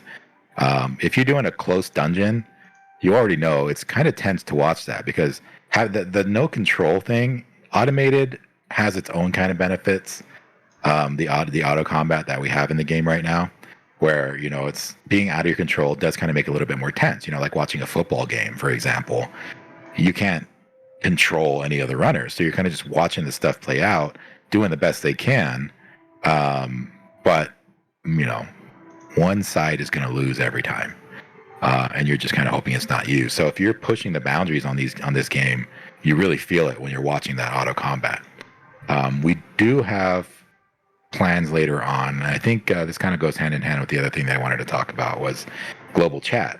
I've actually received a DM from someone asking, global chat, does that mean an online chat? And it absolutely does. So not to say that we're going to make this game online only ever. I feel like even if we do have an online version of the game, which we are planning to, we're going to keep the single player version intact to where you can play online, you can play offline. We don't want to take that away. But with that said, we are planning to add leaderboards. We are planning to have a global chat. We've even talked about potentially a global kind of auction house thing. But that would be, of course, limited in certain things, and we'll figure that out when we get there. But global chat. I was just imagining how fun it would be to play this game, hop in, and chat with people. People asking the questions that they have, just asking in global chat real quick, talk with the other people who are online, be able to link your items and share the things that you've crafted or found, and link achievements and all that different stuff. There's definitely, I think, a good call for this. So expect that sometime in the future. But again, along with that online factor, we are going to have those server-side saves. And we need that because we are going to eventually have leaderboards. Leaderboards that will include both PvE and PvP factors, because we do want PvP factors in the game. So a leaderboard for, the endless portal. How high has somebody gotten, or not endless, but end game portal. How high has somebody gotten and how quickly did they beat it? Similar to Greater Risk from Diablo 3, where it's this leaderboard that shows who's currently leading. You can inspect their heroes. You can inspect their whole group, how they did it, what gear they're wearing, what class choices they made for that group. All kinds of different things you're going to be able to watch and compete if you wanted to. But then we also have the PvP concept in mind, which we've talked about it, and we're still not quite set on how we want to do it, but we do want to have PvP and elite dungeons have a manual combat. The current idea that's floating around is you have 5 heroes, maybe 3, 1, 3, 5. We haven't quite decided that number yet. But you have your heroes, which, let's say, for example, you have Berkeley and he's a frenetic warrior. You you'll actually see him on the battlefield, and you'll be able to select him, choose what ability you want him to cast, and choose who you want it to cast, who you want to cast it on. If you haven't done anything, they'll just be auto attacking any old random target. But that kind of turns it into kind of a very fast paced, very high skill cap kind of manual combat, because you're having to control all the different abilities and all the different heroes all at the same time while your enemy is doing the same. So if they are suddenly, they suddenly take all their heroes and they're focusing on your elemental because your elemental is doing too much damage, then you need to react and heal that guy, or do some kind of a taunt with your warrior tank, and having to react or cause them to react to you is going to actually bring a lot of interesting pacing to the game. It's going to be a very, very different style of gameplay, because right now, if you want to do combat, you say, hey, you go do combat, and then you just kind of sit back and watch it. Again, I think that has its own benefits, but then you take that complete opposite end where it's like you're not watching, you are playing, and it's difficult and it's fast paced and it's challenging, and you're going against other humans with their own reaction times and their own strategies that they developed, and it's going to be very, very intense. That is that's something that we do want for launch, but realistically it is going to require quite a bit, so we're not quite sure if we'll make it there. I think worst case scenario we'll try for first large content patch to launch, but we'll definitely see. There's definitely something we want to do with that. And we just want to make sure it's right. We want to make sure it works, make sure it's right, make sure it's tracked, make sure there's leaderboards for it. And for those asking, like, well, does that mean my hero is going to die? I mean, probably. There will be some pretty high stakes in the PvP on probably a certain leaderboard, right? We'll probably have a mode where you can play just until somebody gets knocked out, or you are literally PvPing to the death. And if you win that PvP fight, not only do you get their place on the leaderboard, but you get to take all their gear. So some pretty high stakes stuff that we're talking about there in terms of PvP combat. But then we also have the concept of elite dungeons, where they're going to be super off to the side, totally optional things. You can skip it. It's not going to have anything to do with the main game, but they are going to be there, where you go into these elite dungeons and you have to manually fight in those as well. Most likely, we'll try and roll that out before we do the PvP, so that we can actually get players' feedback, make sure it all works, make sure it functions well, make sure it's very responsive, just so we can make sure it is exactly what we want it to be. And then we roll it out into PvP, and then we can start seeing some crazy, crazy competitions, especially those to the death ones. I was wondering, I wonder if people will really take on to hardcore PvP. And then finally, Blizzard came out with the Hardcore Classic servers. And sure enough, we're seeing so many amazing clips coming from that. There's the Mock Gara, where they're fighting to the death. What's their group called? Asmongold's OTK. OTK did a little mini tournament where it's like play as get as far as you can. I think it was in 3 hours, and then compete to the death, and the winner won $25,000. And they have another one coming up that's $100,000 tournament. You get to level 60. It's absolutely insane. And the thing is, people are devouring it. They're loving the clips. They're loving the content. There's not a ton of people playing it, but it's so much fun to watch. And that's really all we wanted to do, was get something. If you want to do that, if you want to participate and you want to do this super high paced, very, very challenging content, because you're going person to person, you're fighting somebody else's strategy, somebody else's skill directly with your own strategy, your skill, and your hero's gear, and you're doing it to the death. And if you lose, you don't only lose those 5 heroes, but you lose all of their gear at the same time. So it's going to be, I think it's going to be very intense, and it's going to be very fun to watch these things play out, because there is so much at stake, just like in WoW Classic, where it's like if you lose, that's potentially days of actual play time that you just straight up lose in one duel, and it's like, holy smokes, that's a lot. But yeah, at the very least, it's going to be fun to watch, hopefully. So yeah, that is some of the other big stuff coming down the road. in terms of the manual combat that we're thinking about adding to the game. What else is in here I specifically want to talk about? Portal tutorial, global chat, hero talents. We could talk about the idea of what merchant talents are going to be. Yeah, I think that's good, because there's one thing that I always kind of bring up with how different each person's game can be. And it's like, well, what's a good reward, right? Will they want gold? Will they want upgrades for their heroes? What kind of heroes do they have at this current state of the game? All of that is really can really change a lot, especially with hardcore. Because you could have all level 40 heroes, and then the next day you have all level 1s. Yeah. So it really changes on your priorities of the game at any current state. So one thing that we wanted for sure was kind of like a grounding point that everyone would want, everyone's going to be happy about, and everyone's going to like to progress consistently. And that comes from the merchant talents, and then anything to boost those merchant talents, in terms of maybe a charm belt, merchant items that you can equip. All of that is, there's going to be some form of that that's going to be going along with that feature, because it has to be, you want to get attached to this guy as well as your heroes that you're investing in. So seeing your XP bar go up, it's not just every 5 levels or 10 levels that you're going to be shooting for. It's every single level you're going to be really happy about, and it's going to be rewarding in terms of a talent tree or different stats that you can affect as a merchant. So really, really looking forward to that. I think it's going to kind of bring everything together in terms of gameplay and what you're worried about at a certain time, and what you can do to progress it.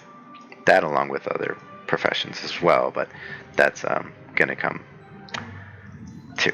So Yeah, definitely having the merchant talent. So the interesting thing is, right now things are essentially kind of tuned around being effective, I guess you could say. And that doesn't necessarily mean that we're going to make things ineffective, but we are definitely going to bring down the effectiveness of a lot of these features in the game so that you can make up for it with your spec. You can really, really choose, how do I want to focus on this? And so what that means is, that doesn't mean if you're not spec'd into it, it's going to be useless, right? But right now, you can play the game, you can do just about anything, and you'll get all the gold you need, you'll get all the rewards you need, all the gear you need, you'll get everything you need just playing the game naturally. But right now, let's say, you play the game and you spec very heavily into fishing, but then you never fish. That's going to be a game that is hurting, because you're not doing what you're spec'd for. You're not doing what you specialized your game to be. And that is something that's going to definitely change the idea of what it is that you should be doing.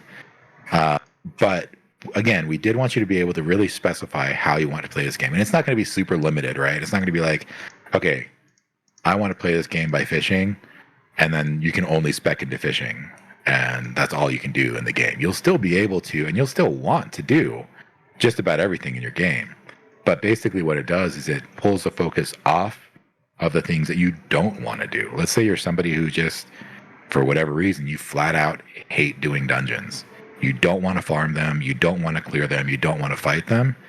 If you spec very heavily into, let's say crafting and gathering, and you're able to find just about all the rare stuff that you need, from killing world monsters, from gathering stuff and crafting, you can probably complete the entire game up to the final raid. Completing the final raid without clearing a single dungeon up to there, except of course the unlocked dungeons for the zones, things like that. But if you want to spec and play like that, you should be able to. So there's going to be a very, very large variety of things you can do, and you're going to be able to spec into multiple things heavily, or everything kind of lightly, and basically adjust and adapt the game how you want. Now, it does mean that just about everything is going to be nerfed to some degree and brought down and to a little bit lower level, but you're going to be able to bring it up to an even higher level than it is now. So, using fishing as a good example, just because he was just doing that, you know, you're going to start out, you'll probably be weaker, you'll probably be slower at fishing, you'll probably, it's going to be harder to get the baits, it's going to be harder to catch the rare fish, things like that. But as you level up, as you spec into fishing, then it's going to get easier and easier and easier until eventually you're far beyond what you can do right now in the game. So most of the stuff is going to be brought down and nerfed when this merchant talent tree comes out, but you're going to be able to make it even stronger than it was before based on what it is that you want to play and how you want to play your game. So it's definitely going to be very, very impactful. That's one of the things. That's another thing that I would say is probably on par with the massive level of impact on the game as far as, you know, how you're going to play it, what you're going to do, really, because you know, the reputations is massive in itself, and that's massive because it's going to bring in so many different things that you can do. However, the merchant talents is going to change all the things that you can already do. So kind of massive in different ways, but definitely both are going to be massive levels of impact on the game. So we're super excited for that. We've been talking about it for at least a year on these merchant talents and the different ways that it can be done and the different things that we can affect. But we truly expect it to affect literally everything in the game, one way or another. So that's going to be a very, very massive change as well. So I think those are the three major things, right? So we have the reputations, which is currently being worked on. We have the merchant talents, which will be worked on probably closer to the end of development. I think right now we have it in 0.9 merchant talents. Yeah, we have it in version 0.9. So it's definitely coming toward the end of the road. But then we also have the manual combat. That's another thing that's going to be massive, which adds a whole different way to play the game as well. Only for the elite dungeons. I mean, maybe we can do it in such a way where we can make it affect every dungeon, and you can actually play your whole playthrough with manual combat enabled. We don't know yet. We still need to figure out how exactly we want to code that. Are you tufa hunting? Yeah, I saw. Is that one? Yeah. Oh, there's one on the log right there. Is that one? Can you hide your officer? Hold on. Yeah. I want to see the whole screen. Yeah, there's one there. On the log. Look on the tower behind that house. And here. Yeah, there's one there. Is there one on that tower back there? Back Can here. you get that one? Do you know how to get that one? No, I don't. I haven't tried most of Eastmire yet. And then I think I saw one over here somewhere. Right there. Yeah, Eastmire has some tricky ones. Some of them look tricky but aren't. But I think yeah, that one right there, tricky. Oh, you got it. Yeah, the one on the tower. I want you to try and get that one. This one back here? Yeah, right. It should be on the top of that tower. Yeah, right there. You see it? Then I'll go back. Oh, not that one over here. Get out of the person's house. No, not that one. Not that tower. The other tower to your left. Okay. Behind that red house. Right here? Yeah, you see that one on the top of the tower? Yes. Yeah. I want you to try and get that one. That one's I'm gonna go crazy. Not necessarily. But it's one of those ones where it's like it kind of shows how silly this tufa collecting can be. And there's absolutely going to be an achievement for collecting every single piece of tufa in the game. So some people will really like that. Some people won't. I know that for a fact. Because of this specific tufa. Some of them are placed in such odd locations that are so weird to get through. You know, like the jump that you just did to get up to that roof. The true tufa collectors are going to be like, wait, how did I even do that? Doesn't matter. Got the tufa. Who cares?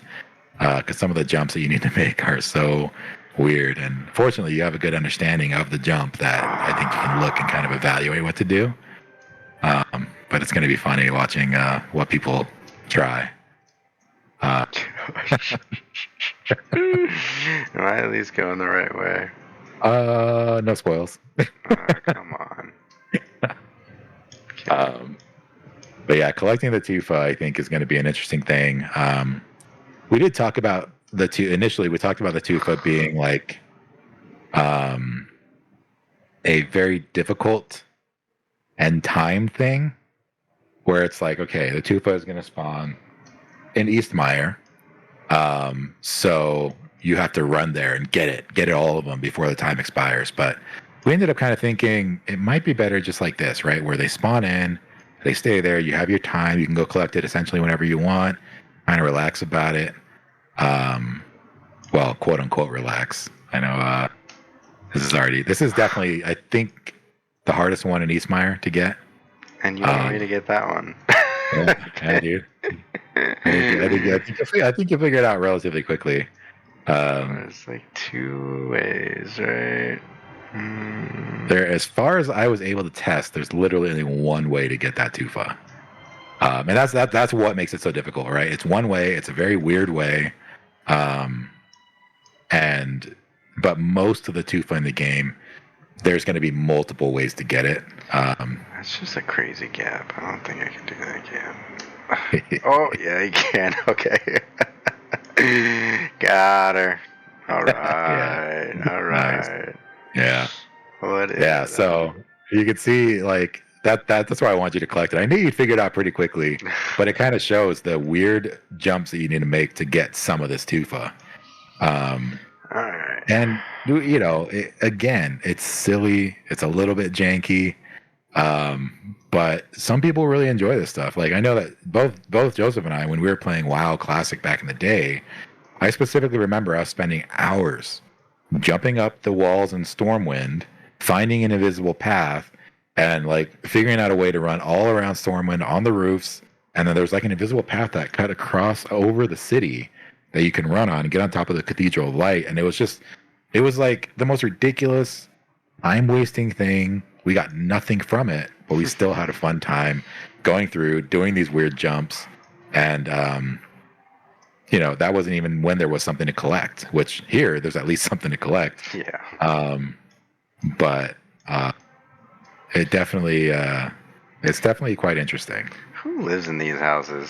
Jeez. Freaking dwarves, man. Oh my goodness. Merchant takes up an entire freaking half of the house. Oh my gosh. But yeah, it's I'm coming back to that one. yeah, it's quite fun. Actually, I can't remember how to get that tower one. I know I've stood on that tower, so it's possible, but I can't. Oh, I just got one. Yeah, some of them are just literally run around and grab it. Even though like that last one that you just got, it was on a roof, but you can literally just run by and grab it. Which I do think we want to reduce the collect range of those a little bit, so you can. Yeah, I did reduce at one point, but Yeah, maybe a little smaller, just so that you can't get the ones on the roof, or maybe you can make it like a. I don't know how it works really, but if you make it like a dome instead of a full sphere. So you can't collect from beneath without getting on top of it. But either way, this is something that, again, just totally for fun, totally silly. You're jumping through walls, you're doing impossible human jumps, and you're literally like flying up walls to get from place to place. We completely recognize how silly it looks. Nice grab. We know it looks silly, but it's fun. You know, it always looks silly when you're running up a wall in World of Warcraft Classic. But nobody ever really cared. And I remember actually being slightly bummed when they took that away, when you couldn't jump up. There's still a few places that you can jump up most recently. I forget what the dungeon's called, but there was like a purple kind of themed dungeon that came out in Dragonflight where you can still kind of jump up a wall in a weird way. And it was fun. It brought back all these memories, and it's like, man, I understand why they fixed it. They needed to fix it, being that huge scale AAA MMORPG. But that's not us. We're not huge scale. We're not AAA. It's not a real MMORPG. So we leave some of the jankiness in, just for the sake of random fun. Of course, if it gets to the point where it's like breaking a game, that's when we want to fix it. But if you're making these impossible jumps and it's shaving some time off your run, you're having a good time doing it, watch out. Dude, I freaking love the knockdown animation. I think it's my favorite thing that's been added recently is getting hit and knocked down by something. Let's see. Yeah. So that's 1 health down. If you get hit 1 health 3 hits. 3 times, you get knocked out, you go back. But I still, every time I see that, it cracks me up. And I was playing it's like a couple of days ago. I think I was on with just Jacob at the time or something. Maybe it was just you. But I was just running around, and I forget what I was doing, but I was out in the middle of wilderness, and something ran up, knocked me down, and it legit scared me because I completely forgot that was a thing. Because I hadn't done it since we were testing it. But yeah, the quarry is my favorite. I love jumping up these walls. It's just so silly. It's just this weird. Yeah, there's one that can spawn there, I think. But it's just this weird, like, demigod feeling, and it's just like, who are you? I thought you were just a merchant, and here you are, freaking doing inhuman jumps. Maybe that's a spoiler, maybe it's not. But yeah, there's so much that is silly but deliberate, and that's because we favor fun. When it comes down to it, right now there is a lot of very serious things in the game. Like, you got to complete this dungeon, you got to do this raid, you got to do this. But we do want to add a little bit more silly things, and once we fully flesh out the story, get all of that implemented, get all of the adventures and stuff in. Yeah, that's why we're taking our time with the towns as well. The town reputation. Like right now, this is kind of just a desolate town. Like, there's a goods vendor and everything, but there's not much you can do as the merchant. So that's exactly what we're going to be changing and adding in some fun stuff you can do. Because, yeah, I know when I'm playing a game, like, there's some times where I just want to do something different and progress the game in a different way that's completely separate from the way I've been doing it. So instead of standing there and fishing or setting up my fishing net, I can come over and progress my reputation using my merchant, or I can order my heroes to do the same thing and come and help me. The officer follow command is going to be involved in that with, like, a merchant adventure, right? You come and talk to somebody in Czar and they need you to go out and get something from Snickersney. And you, as a merchant, need to get it. So how would you possibly get that done with how Snickersney is? You would either order your officers to follow, go clear out Snickersney before, and try to get in and get out without getting hit. But you can use multiple elements of the game to kind of get this stuff done through, I think, kind of a unique perspective with how you're playing the game. Kind of like almost like a Pikmin style or something, using your guys to kind of help you achieve the mission. Oh, there was a tooth right there too. But funny, just run around randomly finding them. Okay. And that was the idea. We wanted most of them to be so simple you almost accidentally find them, but then the few that you really have to look for and search for and then jump for and climb weird things for. I'm trying to think. Okay. I don't think there's any like behind the earth spawn yet. Yeah, no. Dude, Phoenix, get out of there. He's the scariest wolf ever since that 8 health run. I know, that was insane. Nice. Is any on the Earthstone Shrine? Probably. But yeah, having to get into here and get out untouched. Oh, there's one right there, and right there, right there. And it's funny, you can see them so easily at night. It's crazy. Yeah. At least while you're in merchant view. But yeah, they're right there in plain sight, and you really want them, but that girl's gonna chase you, dude. Oh, Just a merchant. God. Juke, Go, juke, go, juker. go, go, go. Oh, that's a large one. Ooh. Oh, she stopped. I'm hiding. Nice. Yeah, the timer. Yeah, that will be changed to where it's going to be a proximity thing and not necessarily a timer. Because right now you can just keep running and then they'll eventually go back. A little cheatable. A little cheesy. Oh my god, no. No. Okay. Wait, wasn't there one more here? Did I You get got it knocked already? down. You only have one life left. It's alright. Right in the tent. I'm good. I'm good. Oh, nice. Another big one. That was funny. You jumped into the tent and just stand there. Freaking hack, man. Yeah, it's much easier now with this. For here. How many do I have so far? 34. Not bad.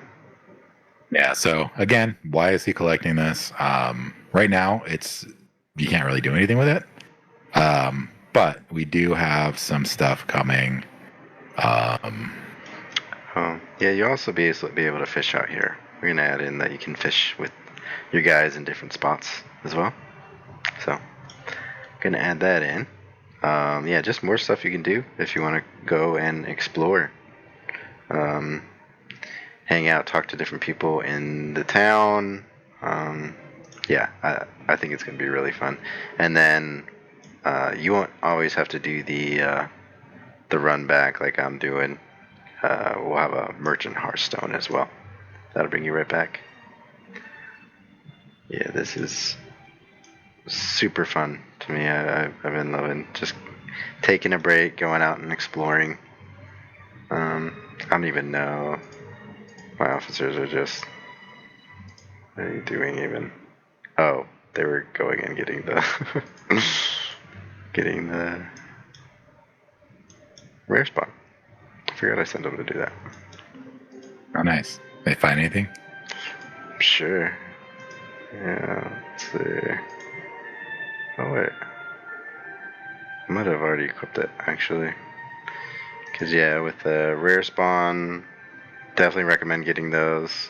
My game is bugged right now from that bug earlier. So, yeah, everyone's... This is the beta branch. We are testing the beta live, so... We got the cult bug. Yeah, it's just one error that I got earlier. But yeah, that's an easy one. I already know. Yeah, so if you do see that in your games, basically what that means is there was some kind of background error that happened. Usually it will be saved if you just, or it will be fixed if you just save, exit, and relaunch the entire game. Mm-hmm. So definitely try that if you have them standing around staring at the sun like weird cult members. But I mean, either way, that is, I think that about the stream. Yeah. Definitely. So this will be, if you missed the first part of it and you want to see everything, I am going to be uploading this to our YouTube. I just did my 2 failed speedruns. Yeah, everybody's going to be able to see that. Oh everybody. My gosh. I wasn't permanently on YouTube. Okay. But what not to do. Yeah, exactly. Mm-hmm. It's going to, what not to do, how to beat the record, and some fun stuff there. But it will be uploaded to YouTube if you want to see the whole thing. But otherwise, I think we covered quite a bit. So hopefully some of it was quite interesting. And if you did hear anything that you don't like, anything you do like, anything you'd also like to see, join the Discord. Send a post to us on X. Sounds so weird to say. Send us a tweet on Twitter. Whatever it is you want to do, however you want to communicate with us, you can even post on our community page on Steam. That is insanely useful. If you are already playing and you want to continue to support us, absolutely join the Discord. Have a chat with us. Let us know your ideas. Let us know your suggestions. It's extremely useful and helpful if you leave us reviews on Steam. Those massively relay a good message to us. If it's a negative review, let us know what you don't like. If it's a positive review, let us know what you do like. Leave your recommendations there. We love hearing from you. We love hearing everything you have to say, everything you want to suggest. It's all so useful. So please do keep that coming. Other than that, I think, is there anything else that you wanted to say, or are we good? Good there. Yeah, I think that this new UI and everything, I'm gonna try to get all the bugs that I ran into now, and then the small UI things fixed right after we get off stream. Hopefully, I can get it in tonight, so you guys can play with this new UI. But yeah, It is on beta branch, but yeah, it should be released soon. But yeah, thank you all for coming, and that's a wrap. Again, this will be uploaded to YouTube. Check it out on the Twitch chat, and thanks. See you guys. See you guys.